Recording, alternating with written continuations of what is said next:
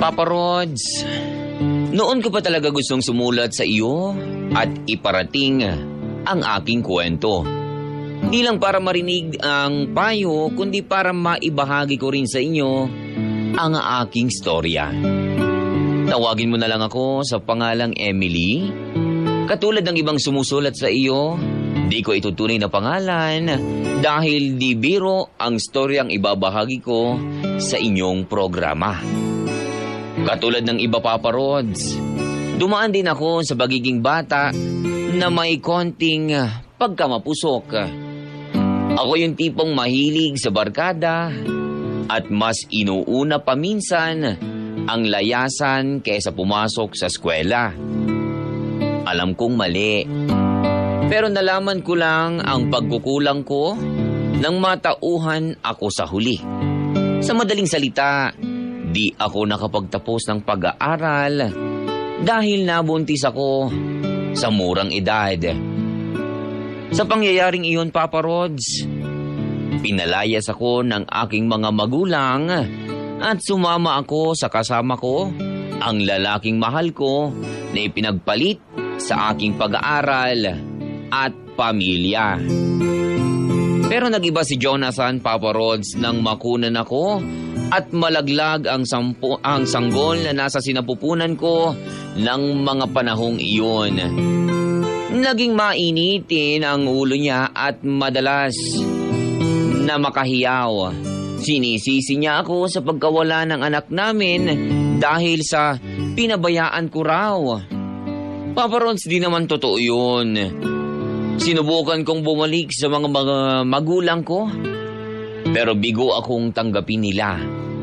Nasabi ko nga sa sarili ko na di totoo na may mga magulang na di kayang tiisin ang anak dahil ako mismo ang makakapagpatunay na may mga magulang na kayang mawala rin ang anak nila.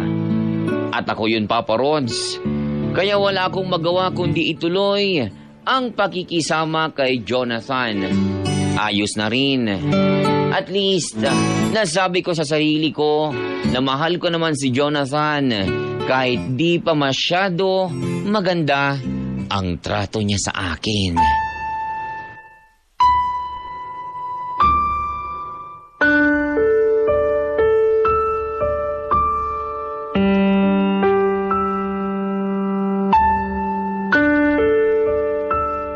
Emily!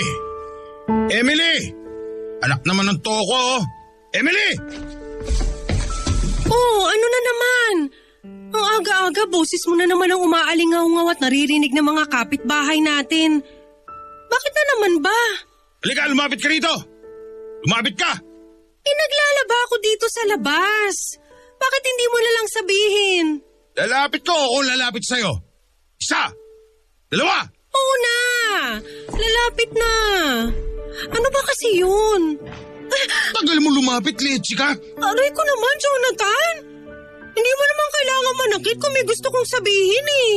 Tignan mo nga ito nasa mesa. Ano yan? Almusal mo. Maaga nga akong gumising para makapagluto eh. Ang dami ko kasing labahin. Tignan mo nga mabuti. Pagkaiba yan ng tao. Eh kahit aso, magdadalawang isip na kainin yan eh. Yan lang ang kaya kong bilhin eh. Yan lang kasya sa pasobra mo sa boundary mo kagabi sa pagbiyahe ng tricycle. Anong yan lang ang kaya mong bilhin? 300 yun, Emily. 300 yun. Tapos haainan mo ako ng tuyo at itlog na maalat? Anong gusto mo? Magkasakit ako sa bato? Eh bumili pa ako ng bigas eh. Nagbayad pa ako ng tubig dahil nagpaigib ako kanina. May natira pa dyang 150. Ano bang gusto mong kainin? Wala. Kakape na lang ako. Jonathan. Ako na magtitimpla, hindi na kita uutusan. Ba't talagang ultimo kape wala? Hindi pa kasi ako nakakabili uli. Teka, pupunta ako ng tindahan. Huwag na! Ano ba naman klase buhay ito? Kung tuloy-tuloy lang kasi sana yung kita mo. May regular kang tricycle na pinapasada. Sana medyo maluwag ang buhay natin. Sinusumbatan mo ako? Eh di kung gusto mo, ikaw ang bumiyahe. Akala mo ba madali ang ginagawa ko? Kung pwede lang sana at ikaw ang mag-asikaso dito sa bahay. Noon ko pa yung ginawa. Bihira lang naman din kasi ang nagpapalinis sa akin ng kuko eh. Tsaka magkano lang ang kinikita ko dun? Tsaka sana, Jonathan, itigil mo na din yung pag-inom mo. Tsaka Yun na nga lang ang libangan ko, pinagbabawalan mo pa ako! sinasabi ko lang naman kasi dagdag pa rin sana yun sa panggastos natin dito sa bahay. Isa pa, Tama na yung kakadakdak mo ha! Naiirita na tenga ko! Isa pa at tatamaan ka na talaga sa akin! Ang ano yung 150? ha? Ano nga? Ang sabi ko, ibigay mo sa akin yung 150 na tira. Sa labas na lang ako kakain at makahanap na rin ng extra akong tricycle. Ano ba hinihintay mo? Kasi naniningil na din si Manang sa upa dito sa bahay. Idadagdag ko sana. Pakiusapan mo muna. Mamaya pag uwi ko, may kita naman ako siguro. Ana. Dahil po pasakali dyan eh. O ito, Ibigay din naman pala eh. Oh, ito 50. Baka gabi na ako umuwi para may paranghalian ka. O kaya, ikaw nang kumain nung nasa mesa. Sige na, maliligo na ako at makaalis na. Nang hindi na madagdagan pa ang malas ko sa katawan dahil sa bahay na to. Kalbaryo ang buhay ko sa loob ng pagsasama namin ni Jonathan. Mahirap ang sitwasyon ko dahil kailangan ko laging tansyahin ang mood niya. Dahil kapag may nasabi akong di niya gusto, bukod sa masasakit na salita, nasasaktan pa ang katawan ko. Nagtiis ako sa ganong sitwasyon, Papa Rods, mga kabarangay. Dahil sa bukod sa wala naman akong ibang matutuluyan, mahal ko naman talaga ang lalaking iyon. Kahit pa ang kapalit ay sakripisyo, may mga pagkakataon naman na mas maayos ang pakikitungo niya rin sa akin. Nararamdaman ko, Papa Rods, na mahal rin naman ako ni Jonathan. Yun ay kapag nakainom siya at may gagawin kami sa ibabaw ng papag sa aming bahay. Minsan tuloy, Papa Rods, papaisip na lang ako na lagi na lang sana siyang nakainom dahil noon ko lang naririnig sa kanya ang mga salitang hinahanap-hanap ng isang babae sa kanyang kapareha. Di rin naman ayos na umiinom siya lagi, Papa Rods, dahil sayang ang pera na sana ay nagagamit namin pan-budget sa araw-araw. Kumikita si Jonathan, Papa Rods, sa pagmamasada ng tricycle, pero di naman sapat yun dahil mas madalas di siya nagbibigay ng kita sa akin at lagi niyang dahilan, mahina ang biyahe. Ayos lang sana kahit ako ang gumawa ng paraan, Papa Rods, para maitawid namin ang isang araw ng pangkain. Kinakapalan ko na nga ang mukha ko sa mga tindahan para mangutang. Na kapag wala akong pambayad sa oras ng singilan, ay pumapasok na lang ako sa kanila upang maglabandera o kaya naman mamlansya katumbas ng mga nautang ko sa kanila. Di bali ng pagod ako, maging maayos lang kami ni Jonathan, pero di sapat ang mga ginagawa kong paghihirap para sa kanya. Yan ang gusto ko sa'yo eh. Alam na alam mong espesyal ang araw na to.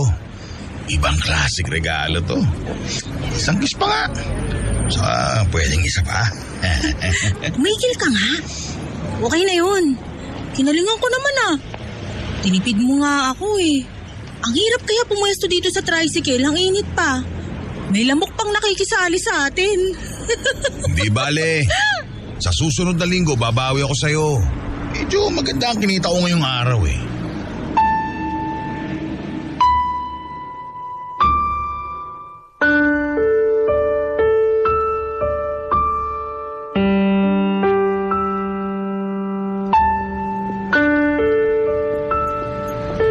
Chester, nakita mo ba si Jonathan?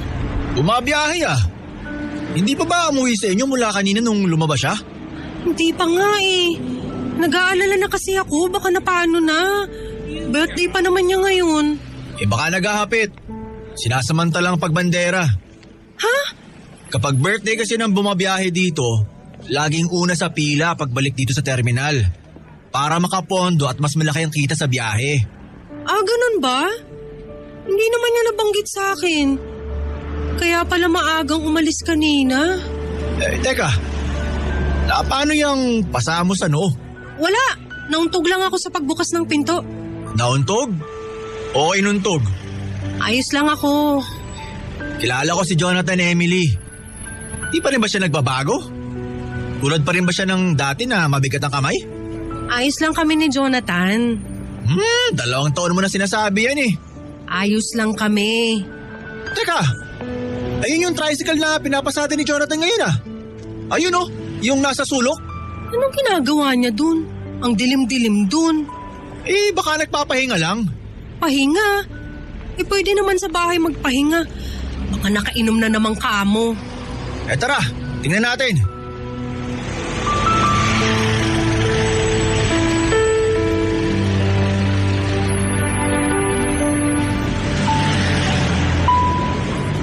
Jonathan!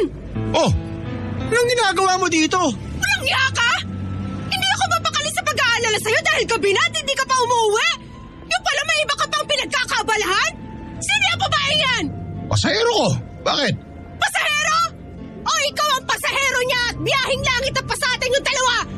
Mga baboy! Mamalasin tong tricycle na to dahil sa kapastusan nyo? Emily, umuwi ka na nga. Babiyahe pa ako eh. Istorbo ka sa pasada ko eh. Istorbo ako sa pasada mo o sa biyahe nyo dahil nabiting kayo nang dumating ako? Huwag mo akong simulan, Emily ha. Baka magkahiyaan tayo dito. Totoo naman ang sinasabi ko eh! Kala mo hindi ko nararamdaman na may kinalolokohan ka? Kala mo hindi ko alam? Na kaya kakarampot na lang ang natitira sa kita mo? Dahil may kahati ako? Okay lang sana ako sa pera ko lang siya kahati, kaso... Isa! Nagtitingin na tayo ng tao dito. Tama na! Kapag tinaman ang mukha mong babae ka, hindi mayaman niya kinakapitan mo, oy! Pumili ka na lang ng iba!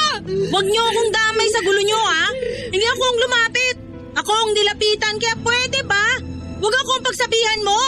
Kapal na mukha mo! Siguro pinaglihikan sa hikat ng nanay mo! Bubusal ako yung bibig mo, Emily! Ano? Nahihiya ka dahil naririnig ng mga tao dito ang totoo? Nahihiya ka malaman nila na... Tama na sabi! Pare, huwag naman dito. Tama na. Emily, ayos ka lang? Pare, pakiuwi nga muna yung babae niya sa bahay. Hahatid ko lang tong si Jing sa kanila. Mawalang iya! Mamaya ka sa bahay, Emily ha. Makikita mo! Mga baboy! Bukod sa pag-iinom at minsang pagsusugal ni Jonathan, nakuha pa niyang mambabae. Madalas kong mabalitaan iyon sa ilang kakilala kong asawa ng mga tricycle driver na kasamahan ni Jonathan sa terminal. Papa Rons, pinagkikibit, balikat lang ako at di ko sila pinapansin dahil di ko naman kayang kumprontahin si Jonathan. Takot ako na baka kapag tinanong ko siya ay saktan niya na naman ako at tuluyan niya na akong iwan. Ang sakit sa loob, Papa Rods. Lalo nung tagpong nahuli ko siya sa terminal na may ginagawa sa loob mismo ng tricycle na kanyang pinapasada. Sa tagal na naming pagsasama, Papa Rods, di niya nagawang iangkas ako sa motor na kanyang binabiyahe. Pero ang babaeng iyon na nakita ko, kulang na lang ay itali ang braso sa katawan ni Jonathan sa pagkakayakap at ginawa pang model ang sidecar. Halo-halong emosyon ang naramdaman ko. Galit, hiya, lungkot at insecurity dahil sa pakiramdam ko, ang pangit-pangit ko para patulan ni Jonathan ang babaeng iyon. Ang pakiramdam ko, Papa Ron, sa mga panahong iyon ay napakasaklap matapos kong manggaling sa terminal.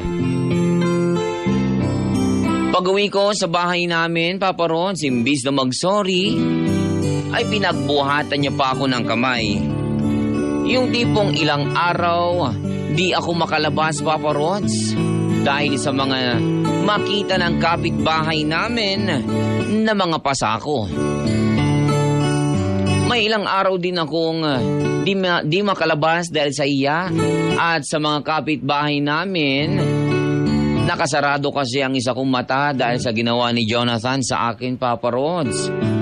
Masakit, di lang ang katawan, pero higit sa lahat, makirot na pakiramdam at kalooban.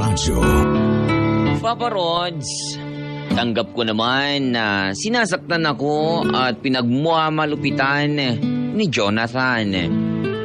Kahit pa araw-araw akong nakakarinig ng masasakit na salita, ay ayos lang basta kasama ko siya. Pero ang mahirap, Papa Rods, sa tanggapin para sa akin ay yung katotohanang mayroon akong kahati sa kanya. Gusto ko na sanang tapusin ang buhay ko noong mga panahong iyon, Papa Rods. Dahil sa totoo lang, hindi ko na alam ang gagawin ko. Kapag nagtiis ako sa bahay kasama si Jonathan, para akong nasa impyerno dahil sa mga pasakit na tinatanggap ko. Kapag naman humiwalay ako sa kanya, ay saan naman ako pupunta at saan ako pupulutin. Bukod sa wala akong alam dahil di naman ako nakapagtapos ng pag-aaral, Papa Rods, wala pa naman akong matatakbuhan upang saklolohan ako. Papa Rods, isa pa sa mahal ko na nga siguro ang taong dahilan kung bakit ako nahihirapan. Kaya masakit din sa akin kapag katuluyan ko na siyang iniwan. Pero may hangganan ang lahat, Papa Rods. Bahagya akong nakapag-isip at nakagawa ng isang desisyon na sana ay noon ko pa ginawa.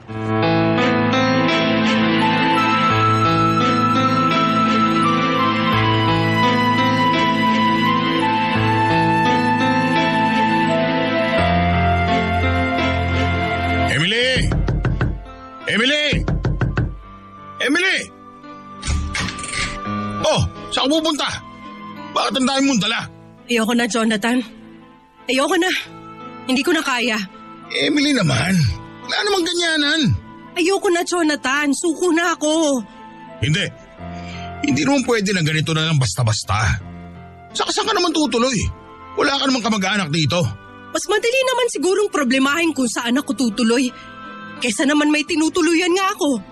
Pinoproblema ko naman kung paano ako makikisama sa'yo. Wag, Emily. Akin na nga yung mga gamit mo. Soli mo na doon sa aparador. Hindi ko pwedeng umalis. Di na kita kayang pakisamahan, Jonathan. Sa 3 taon ng pagsasama natin, mas madalas pang pagtulong ng luha ko kaysa sa pagngiti ko. Nararamdaman ko lang na mahal mo ko kapag ginagalaw mo ko, pero ilang minuto lang yun. Pagkatapos nun, balik ako sa realidad na lagi ako natatakot. Mahal kita. Pero hindi ko maramdaman. Hindi ko kaya na wala ka. Pero ikaw ang gumagawa ng paraan para layuan kita. Emily naman. Oo, alam ko ang dami kong pagkukulang sa'yo. Pero mahal naman talaga kita eh. Nadadala lang ako sa buhay natin. Natatalo lang ako ng init ang ulo ko. Huwag mo naman akong iiwan. Mahal din naman kita, Jonathan pero... Magbabago na ako. Babawi ako sa lahat ng pagkakamali ko sa'yo. Sige na, huwag mo lang akong iwan. Kakalimutan ko na lahat ng bisyo ko. Pag-inom, sigarilyo, sugal, pati babae. Huwag mo lang akong iwan. Sorry na sa lahat. Sorry. Nakiusap ka na rin sa akin dati. Naniwala ako sa'yo pero anong ginawa mo? Sinayang mo lang ang chance ang binigay ko sa'yo noon. Pinagbigyan kita pero binaliwala mo lahat. Hindi ka nagbago, naging malala ka pa. Hindi ko kayang mawala ka, Emily. Hindi ko kayang gumising sa umaga na wala ka sa tabi ko. Hindi ko kayang umuwi dito sa bahay na hindi kita dadatnan. Baka lalo lang magkaloko-loko ang buhay ko kapag iniwan mo ako. Sana noon mo pa naisip gawin ang lahat ng sinasabi mo sa akin ngayon. Parang huli na ang lahat, Jonathan eh. Huli na, ayoko na. San tsansa pa, Emily? Sige na, san tsansa pa? Mahal kita, alam mo yan. Pero sa ngayon parang mas nararamdaman ko na ang mga sakit at hirap na dinanas ko sa'yo. At dahil doon parang hindi ko na masyadong marinig ang mga sinasabi mo sa akin. Ayoko na madagdagan pa yung mga pasa at sugat sa katawan ko. Ayoko nang dumating yung oras na umiyak ako ng dugo dahil ubos na yung mga luha ko. Ayoko na mangyari sa akin na mawala ako sa katinuan dahil sa kaiisip sa mga posibleng mangyari sa akin habang kasama ka. Emily, makinig ka naman. Nakikiusap ako. Isang tsansa pa. Isa na lang. Nakapagdesisyon na ako, Jonathan. Ayoko na. Gusto ko munang hanapin ang sarili ko. At gusto ko munang mamuhay bilang isang normal na tao. Yung nakakatulog ng mahimbing, gumigising ng maaliwalas ang muka. Yung maramdaman ko na may halaga ako, may silbi ako. Kung kasama kita, Jonathan, baka hindi ko na mararamdaman pa yun. Sorry. Alis na ako. Mag-ingat ka na lang lagi. Mahal kita pero mas kailangan ko munang pagganahin ang sinasabi ng isip ko kaysa sa tinitibok ng puso ko. Emily! Emily!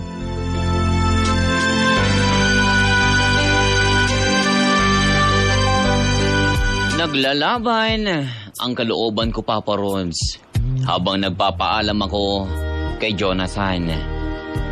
Nakita ko sa kanya na ayaw niya talaga akong umalis sa bahay. Umiiyak siya dahil siguro di niya akalain na kaya kong gawin ang ginawa ko noong araw na iyon. Pero Papa Rods, nasagad na ako eh. Naubos ang pagtitiis ko. Kumbaga sa timba ay umapaw na ako at di ko na kayang pigilin ang tubig sa patuloy na pagtulo. Papa Rons, para akong paputok na naubos ang mitya at bigla na lang sumabog. Masakit man sa akin na iwan ang lalaking mahal ko sa kabila ng di magagandang bagay na ginagawa niya sa akin. Pero wala na akong ibang alam na paraan kundi gawin yun para naman bigyan ko ang sarili ko ng pagkakataon para hanapin kung sino talaga ako. Para pagtuunan ko naman ng panahon ng katawan ko na minsan ko nang pinaubaya sa lalaking inakala kong aalagaan ako. Sinimulan kong itayo ang sarili ko, Papa Rods, at sinanay ang pakiramdam at isip ko na wala si Jonathan sa aking tabi. Halos kalahating taon ang lumipas, nasabi ko sa sarili ko na masaya na ako sa buhay ko. Nakabawi ako, ibang-ibang babae na ako ngayon. Mas tumapang, mas nagkaroon ng direksyon ng buhay, at yung tipong masasabi ko na marami akong natutunan sa aking buhay. Bahagya ko nang nakalimutan ang lahat ng mapapait na pinagdaanan ko.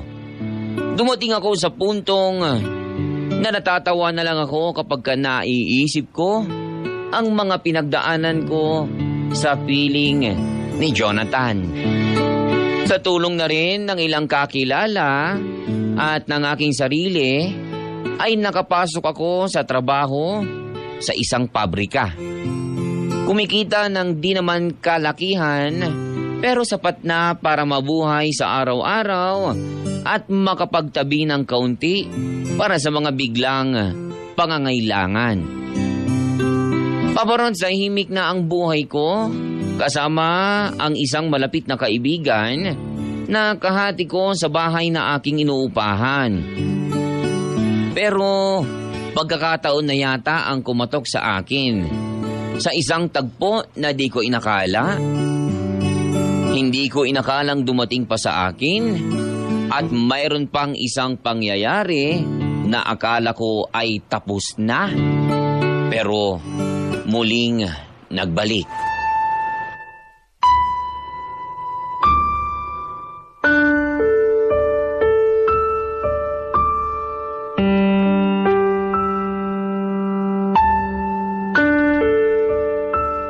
Tao po! Tao po! Tao po! Emily, alam kong nasa loob ka. Pakiusap. Gusto lang kita makita at makausap. Hindi ako manggugulo. Maniwala ka. Bakit? Okay na ako, Jonathan. Masanay na tayo na hindi na tayo nagkikita at nag-uusap. Papasukin mo naman ako. Sandali lang. Pangako, wala akong gagawing hindi maganda. Sige, pasok. Pero Jonathan, huwag kang magtagal dito Kamusta ka? Maayos. Mas maayos. Mabuti naman. Gusto lang talaga kitang kausapin. Para ano pa? Para saan? Emily, ibang Jonathan na ako. Halos kalahating taon tayo hindi nag-uusap. Nakikita kita pero hindi naman kita malapitan. Nakikita mo ako pero hindi mo naman ako pinapansin. Sige na. Kausapin mo naman ako kahit ilang minuto lang. Upo ka muna. Salamat. Ano bang sasabihin mo? Namiss kita, Emily. Sa halos 6 na buwan na hindi tayo magkasama, hirap na hirap ako. Hinahanap ko yung tuyo at itlog na maalat na hinahain mo sa umaga.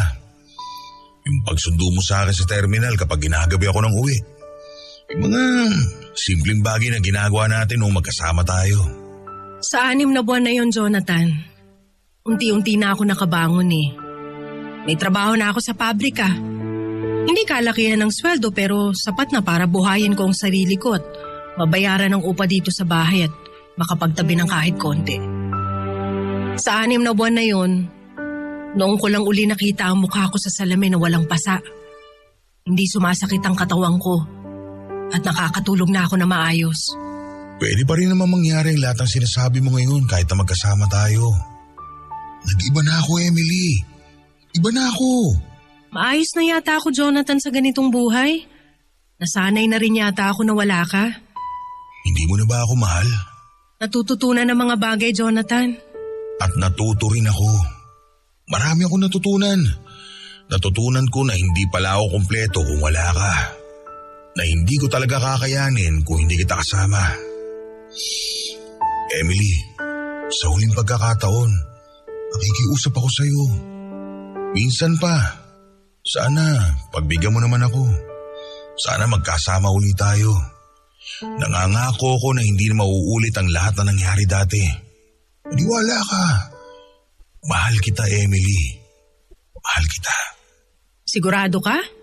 Sa lahat ng bagay na ginawa ko, ngayon lang ako naging sigurado ng gusto. Jonathan. Sige na, Emily. Sige na. Sa huling pagkakataon. Sige, ito, luludo ako sa harap mo. Ayan, akin na ang kamay mo. Jonathan, ano ba? Tumayo ka nga dyan. Hindi. Pakinggan mo muna ako. Emily, sa oras na ito, sa lugar na ito kung saan ako nakaluhod, sa harapan mo, sinusumpa ko na hindi na mauulit ang lahat ng pagkakamali ko. Paliligayahin kita, aalagaan at babawi sa lahat ng sakripisyo mo ng mga panahong wala sa ayos ang buhay ko. Kaya sana naman, pagbigyan mo ako. Emily, nakikiusap ako. Sana mapagbigyan mo ako, Emily. Tumayo ka na dyan. Oo na, mahal kita. Kahit hindi ka lumuhod sa harap ko, sapat na ang mga sinabi mo para pagbigyan kita. Para paniwalaan ka. Mayo ka na. Mamaya biglang dumating pa yung mga kasama ko dito sa paupahan. Nakakahiya. Salamat. Hindi ka magsisisi. Pangako. Akala ko, Papa Rods, ay tapos na talaga sa amin lahat ni Jonathan. Ang akala ko ay wala na akong nararamdaman para sa kanya. Yung akala kong kayang-kaya ko na siyang kalimutan, Papa Rods. Yung tipong akala kong walang-wala na, pero hindi pala. Radyo Novela. Nang marinig ko ang paghingi ng tawad ni Jonathan, ay biglang bumalik lahat ng nararamdaman ko para sa kanya. Yung tipong biglang lumambot ang loob ko at muli kong binuksan ang puso ko para kay Jonathan. Mahal ko pa pala talaga siya, Papa Rods. Sa kabila ng di magagandang nangyari sa aming dalawa noong una kaming magsama. Gusto ko mang malaman o labanan ang sinasabi ng kalooban ko, pero di ko nagawa. Iba talaga kapag kaemosyon ang nagsalita at nagutos. Yung tipong mahirap tanggihan, Papa Rods. Tanga na kung tanga. Bobo na kung bobo. Pero muli akong pumayag na makisama kay Jonathan. Bumalik kami sa lugar kung saan halos 6 na buwan ko nang kinalimutan. Pagpasok ko sa loob ng bahay, nanibago ako. Ibang-iba na ang itsura. Ibang-iba na rin ang pakiramdam ko.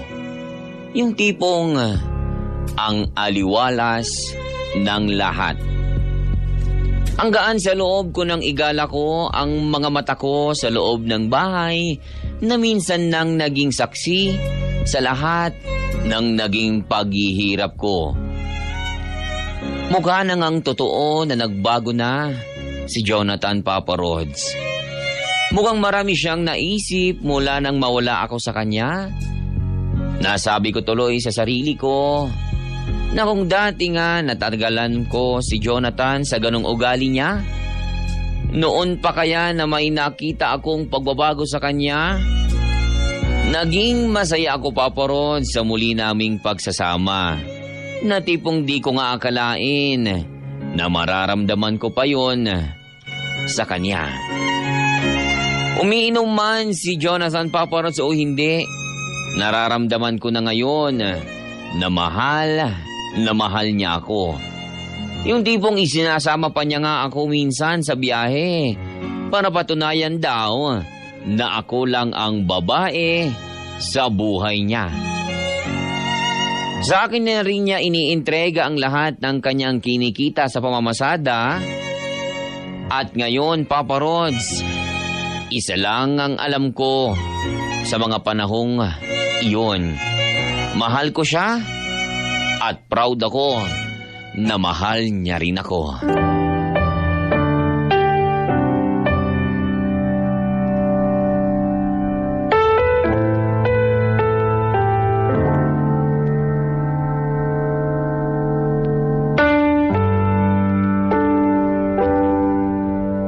Jonathan, Oh, bakit? ibili mo naman ako ng suha, oh. Ano? Suha, tsaka bagoong alamang para sa usawan. Eh di bumili ka. Oh, ito pera oh. Ikaw na bumili, sige na. Ano ba at parang bigla mo naman nagustuhan ng suha? Di ko alam eh, tsaka parang napapadalas ang pagkahilo ko eh. Ha?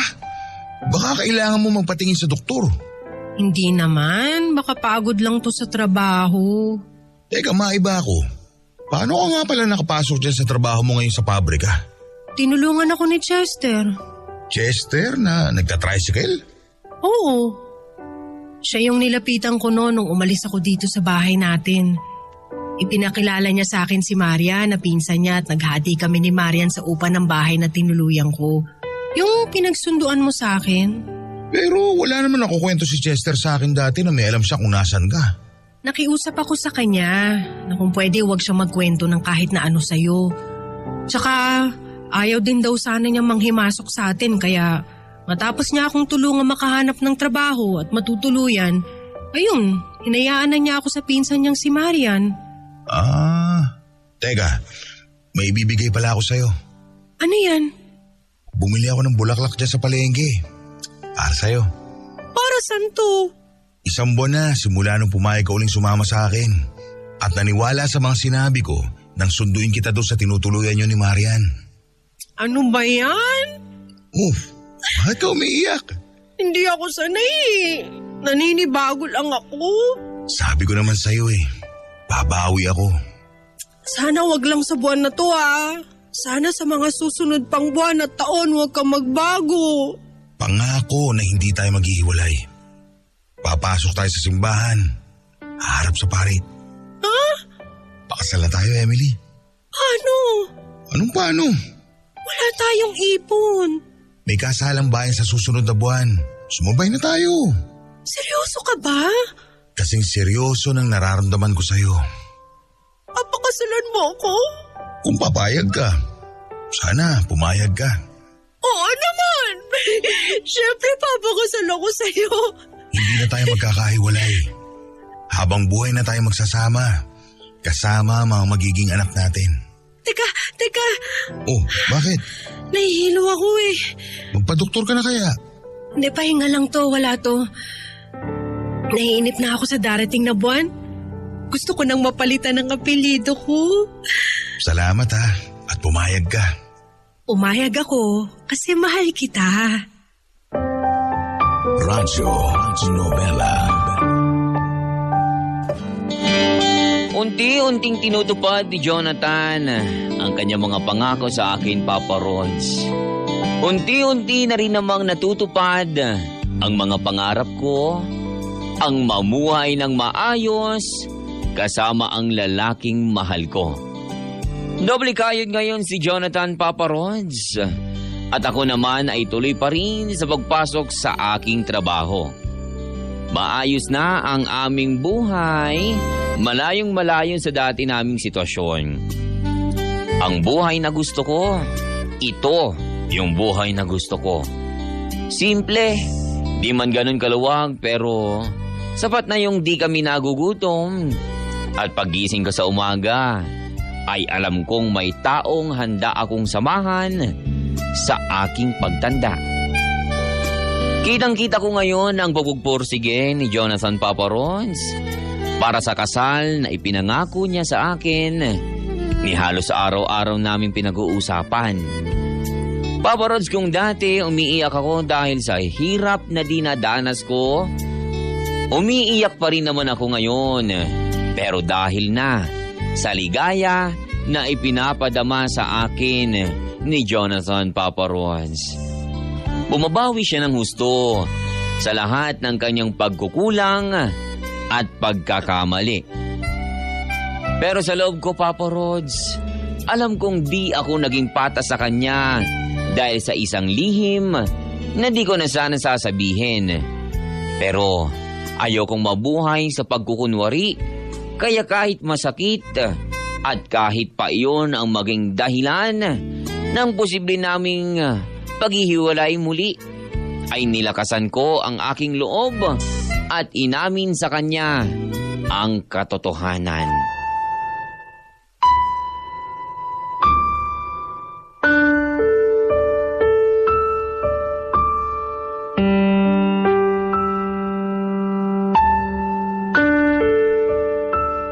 Emily, inayos ko na lahat ng papel na kailangan sa kasal natin. Kinausap ko na rin sina Kapitan at si Kagawad na sila na magninong at ninang sa kasal natin. Pati si paring Tonyo. Sabi ko na siya na ang bahala sa pagluluto ng pwede nating ihanda dito sa bahay. Saan ka kumuha ng pera? Umutang ako sa 5-6. Madali ng paghuhulog noon kasi may bagong tricycle si Kamando eh. At ako daw regular na maglalabas. Oh, bakit ka na naman umiiyak? May nagawa ba ako o nasabi? Sorry kung meron. Uy! Wala. Bakit ka umiiyak? Jonathan, mahal na mahal kita. Mahal na mahal. Kaya nga 'di ba kahit na hindi naging maganda ang pagsasama natin ng ilang taon, hindi kita iniwan. Kahit na ilang ulit mo akong sinaktan noon, tiniis ko. Kinaya ko dahil mahal kita. Emily, kung ano man ang mga nangyari, tapos na yun. Pinagsisihan ko ng lahat ng pagkakamali ko. At pinagpapasalamat ko naman ang kung ano nangyayari sa atin ngayon at sa tsansang ibinigay mo sa akin. Pero Jonathan, Tama na, Emily. may gusto akong sabihin. Tungkol saan? Sa atin. Sa akin. Nagbago bang nararamdaman mo? Ayaw mo na bang magpakasal? Bakit? Hindi yon, Jonathan. Gustong gusto ko. At ito ang pinakahihintay ko ang humarap tayo sa altar at magpalitan ng oo, pero Pero ano? Ayos na ang lahat. Ang gagawin na lang natin, pupunta sa simbahan at gagawa ng sariling pamilya. buntis ako. Talaga? Tatay na ako? Nagkamali ako, Jonathan. Niloko kita. Naging marupok ako. Naghanap ako ng pagmamahal at pag-aaruga na hindi ko naramdaman bago pa tayo nagkabalikan uli. Akala ko kasi hindi na magiging ganito ang pakikitungo mo sa akin, kaya naghanap ako ng isang taong magpapahalaga sa akin. Naghanap ako ng atensyon at pagmamahal. Hindi kita maintindihan. Kung buntis ka, anong kinalaman ng mga sinasabi mo sa akin ngayon? Buntis ako, Jonathan, at hindi ikaw ang ama. Si Chester. Naging kami habang magkahiwalay tayo. At nung sinundo mo ko, noon ko nalaman na ikaw pala talaga ang mahal ko. Kinausap ko si Chester at pinalaya naman niya ako. Pero hindi niya alam na nagbunga ang pagsasama namin. Akin yan, Emily. Ako ang ama niyan. Hindi, Jonathan, hindi. At alam kong hindi ikaw. Pero handa akong tanggapin yan. Huwag mo na sabihin kay Chester na nagbunga nangyari sa inyo. Hindi ko na kaya pang mapunta ka sa iba at mawala ka sa akin. Ako ang kikilalaning ama niyan.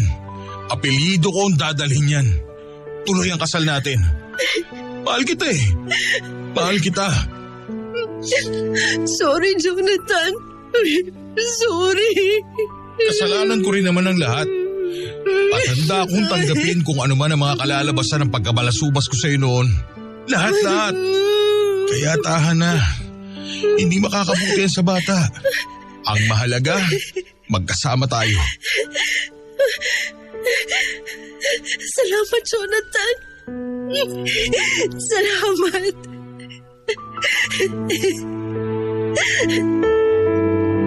Doon ko naramdaman na mahal na nga talaga ako ni Jonathan. Sobrang sakripisyo ang handa niyang gawin para sa akin. Bagay naman na di ko inakala na kanyang magagawa. Pinakita niya na lalaking-lalaki na siya. Ipinakita niya na totoo ang lahat ng sinabi niya sa akin nung sinundo niya ako para muli kaming magsama. Nagawa ko lang din namang makipagrelasyon kay Chester sa pag-aakalang tapos na talaga ang lahat sa amin ni Jonathan. Papa Rods, doon ko ring naisip na swerte pala ako sa kabila ng mga kalbaryo na pinagdaanan ko. Dalawang lalaki ang nagmahal sa akin ng totoo. Una, si Chester na tinanggap ako kahit galing ako sa isang masalimuot na relasyon. Na pinalaya naman ako matapos kong aminin sa kanya na si Jonathan pa rin talaga ang mahal ko at tinitibok ng puso ko. Pangalawa, Papa Rods, ay si Jonathan. Oo nga, at di naging maganda ang simula, pero siya naman ang kasama ko hanggang sa huli. Papa Rods, alam ko na hindi naging maganda ang pagsasama namin ni Jonathan, pero alam ko sa sarili ko at sa magiging anak namin na naging swerte pa rin ako sa taong pinili ko. Ang drama ng buhay, ang drama ng barangay. Radyo Nobela. Radyo Nobela. Papa Ron, sa kwento kong ito, 3 bagay ang natutunan ko. Una, huwag mapagod magmahal sa kabila ng lahat ng di magandang nangyayari.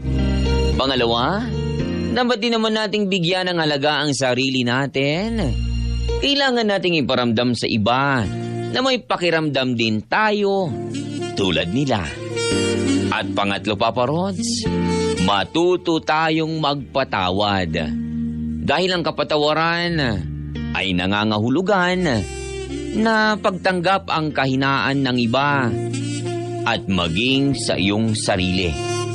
Walang taong perpekto, walang perpektong relasyon, pero sa kabila ng mga kakulangan, doon natin matatagpuan at makokompleto din tayo dahil sa experience natin na yon. Radyo Novela.